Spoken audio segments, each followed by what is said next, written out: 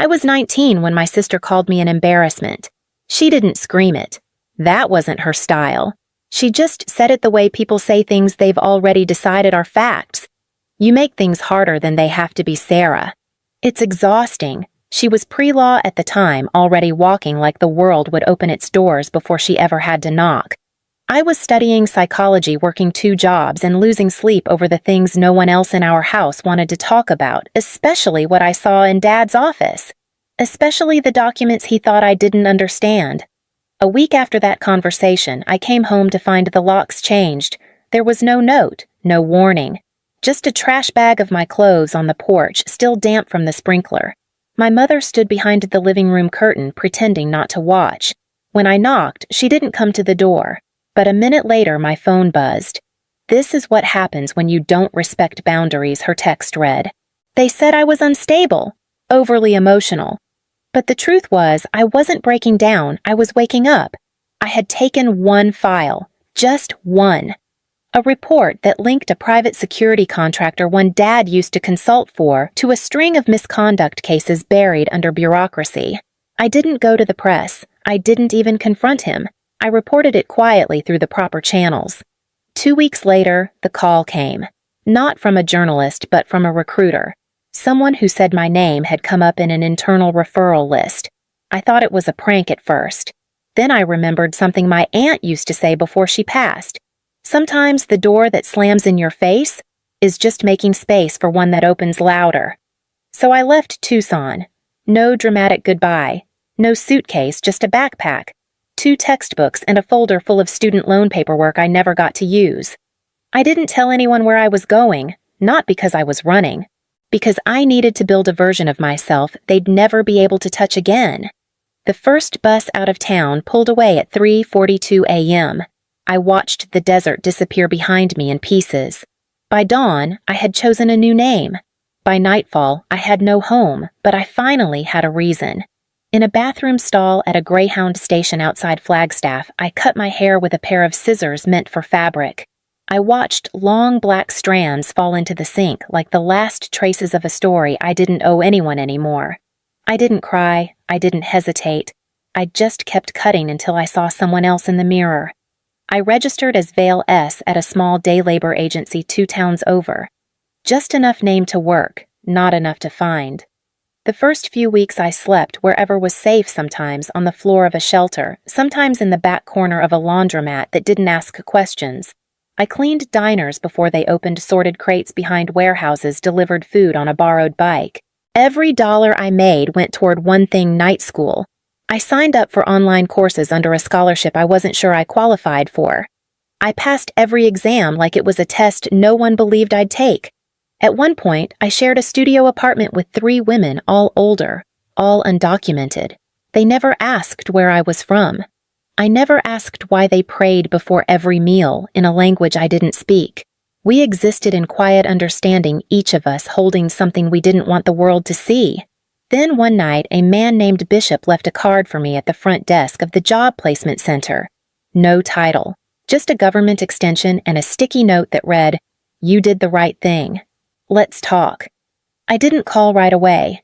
I carried the card in my wallet for weeks, afraid it might be bait or, worse, a test.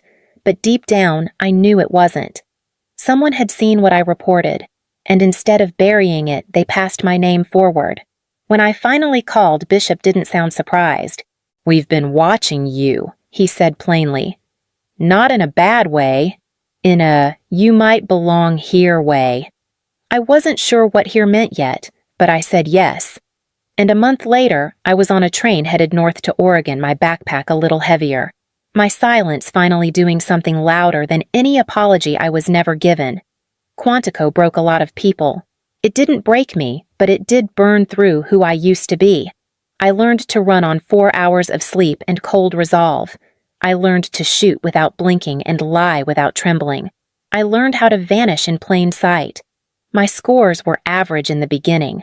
Not because I lacked the skill, but because I never asked for attention. Eventually, that became my advantage. No one suspects the quiet one. No one watches the one who doesn't need to be seen. By the time I graduated, I wasn't top of the class. I wasn't bottom either. I was unremarkable, and that made me perfect. They placed me with a small unit specializing in human trafficking cases connected to financial laundering rings. I analyzed patterns, cross-referenced visas, followed money. I worked nights, weekends, holidays. It was easier to stay in motion than to remember how I got there. Years passed. I moved through cities, aliases, assignments. I answered to Vale, to S. Reed, to whatever name kept the work clean and the trail cold. Sometimes I wondered if my mother ever lit a candle for me. Sometimes I hoped she didn't. Then one night I was sitting alone in the Portland field office scrolling through preliminary reports when a familiar name caught my eye. I stared at the screen long enough for the coffee to go cold. Callie Velez Defense Counsel listed on a case involving a client tied to a Sinaloan-linked laundering front. But I knew that name wasn't real, and I knew exactly who she was. Isla Velez, born Isla Varela, my sister. Same curl in the signature. Same law degree from Arizona. Same woman who once stood in a kitchen and told our parents I was a risk to our reputation. Now she was defending someone whose money ran through back doors I'd been chasing for 6 months. I didn't say anything. Not that night. Not to my supervisor. Not to the team. But I flagged the file and marked it for reassignment under Special Audit 42B, a code used when internal ties might compromise external integrity. They'd ask questions later. They always did, but I already knew what I was going to do, because this time I wasn't chasing ghosts. I was walking straight into the house I was told to forget. I didn't wear my badge. I didn't need to. The courtroom was cold, all glass and polished wood tucked behind a city building where the ceilings echoed when no one spoke. I slipped into the back row during pre-trial motions dressed in gray slacks and a dark coat, just another body in the gallery. No one noticed me at first. Not the clerk. Not the bailiff. Not even her. Isla sat at the defense table, flipping through a binder like she already knew the outcome. Her hair was shorter than I remembered, pulled into a sleek bun. Her lips lined in confidence. She looked like someone who never had to run to survive. But I knew that posture. I knew what it was hiding. The man beside her, her client, sat stone-faced, fingers drumming quietly against the wood. I recognized him from the files. Money laundering, wire fraud, suspected cartel ties. Too clean to catch, too connected to scare. And now Isla was defending him. The hearing was procedural, suppression motion, chain of custody debate. But then the judge glanced toward the gallery. Her eyes caught mine. She froze. "Counsel," she said slowly, turning back toward Isla. "Is that Agent Vale in the back row?" The words weren't loud, but they landed like thunder. Isla stiffened. The defense attorney beside her, an older man with a tired tie, followed her gaze. I saw Isla's face twist first in confusion, then recognition. She blinked. Once. Twice. Her jaw clenched. My mother was there too. I hadn't known she'd come. She sat 2 rows ahead beside a man I didn't recognize, her rosary half wrapped in her hand. She turned slowly like part of her already knew. Her face didn't move, but her fingers tightened around the beads. No one said my name again. The judge recovered and resumed the motion. The room kept breathing, but not deeply. Reporters whispered behind laptops. A woman in the gallery typed something into her phone so fast her nails clicked against the glass. I didn't flinch. I just sat there, back straight, hands folded. I wasn't there to intervene. I was there to be seen, and apparently that was enough.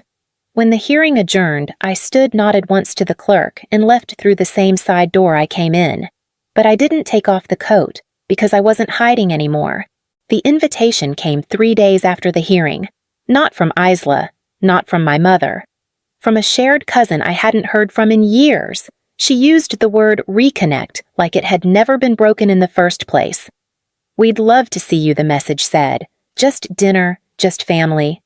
I said yes. Not because I believed them, but because I needed to see how far they'd go. The house looked smaller than I remembered. Same beige walls, same brittle front yard. Inside, it smelled like citrus cleaner and old expectations.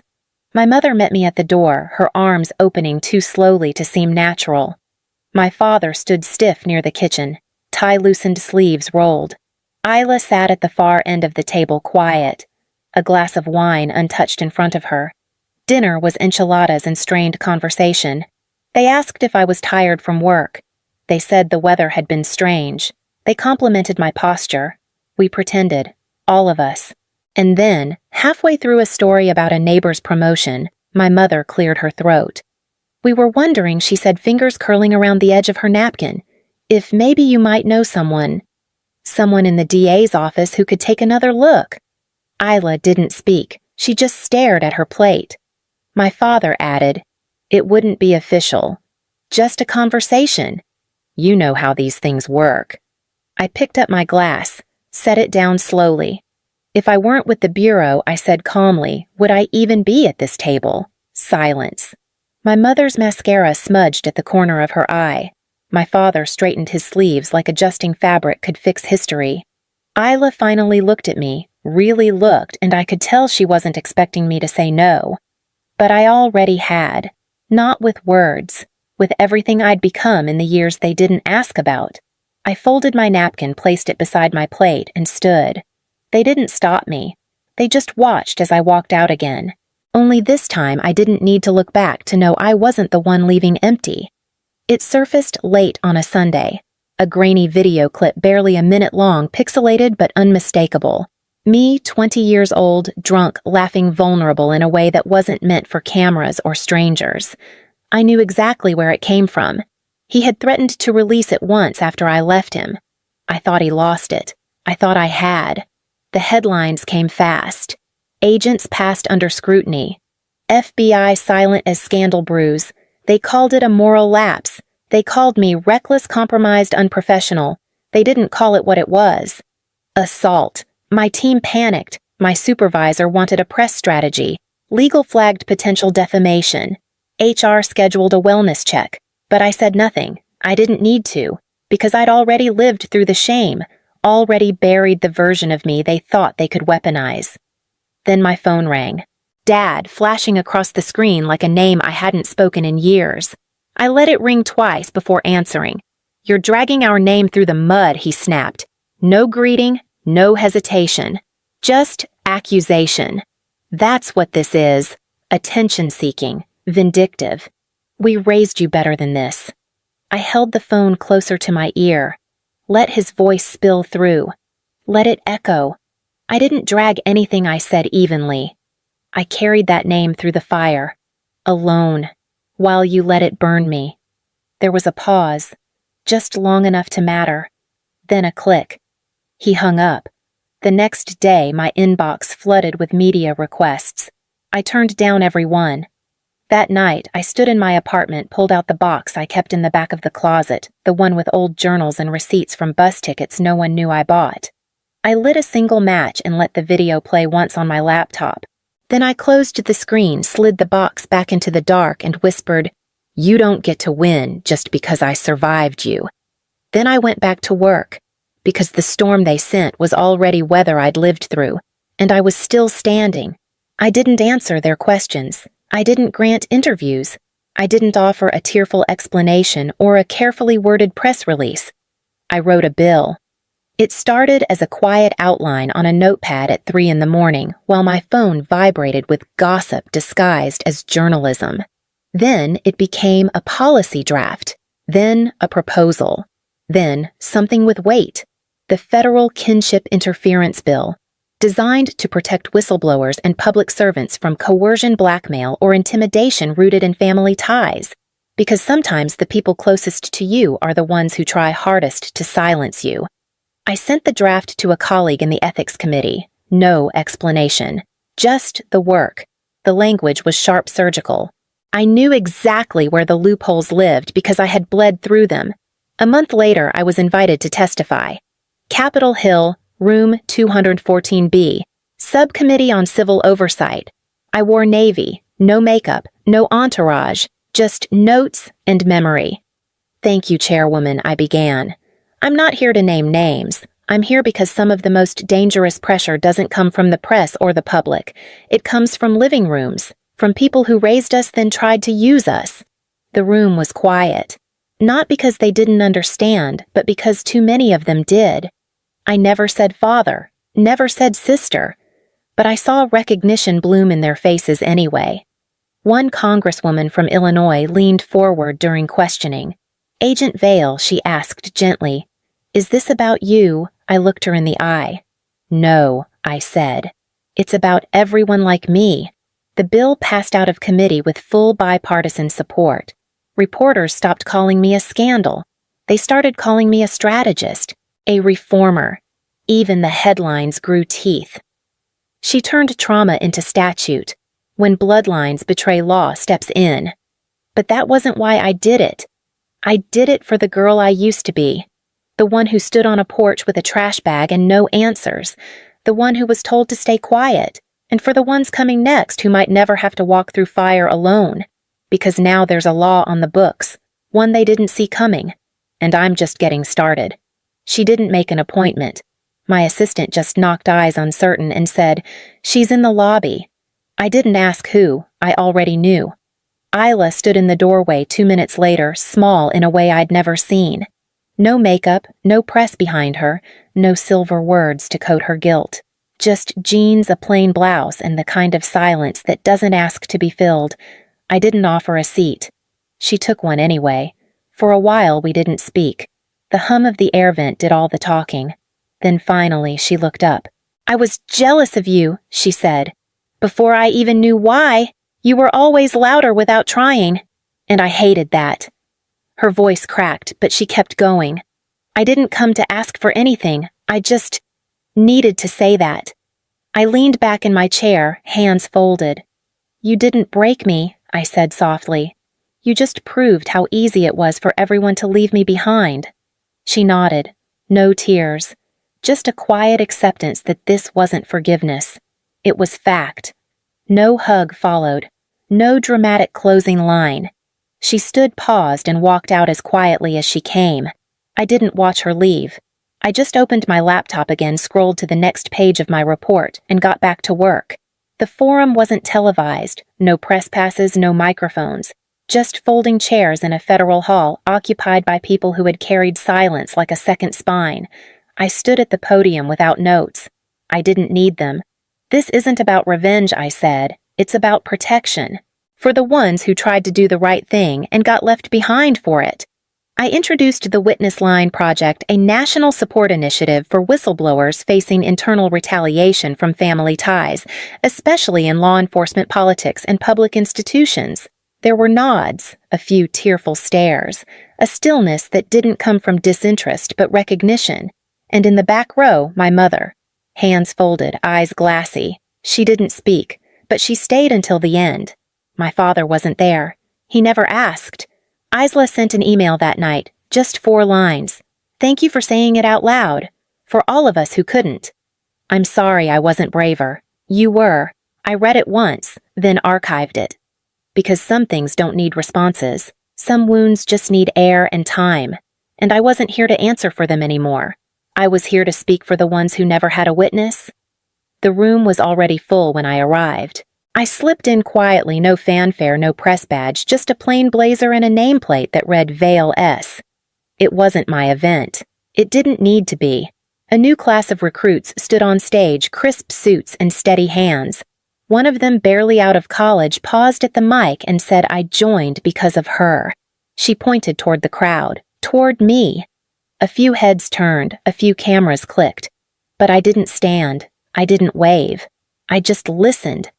Afterward, as people trickled out, someone touched my arm gently. An older woman, a retired field agent.